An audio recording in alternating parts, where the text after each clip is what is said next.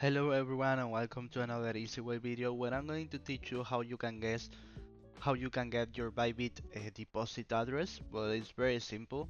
The first thing you have to do is to have a verified account with your passport, document or driver's license.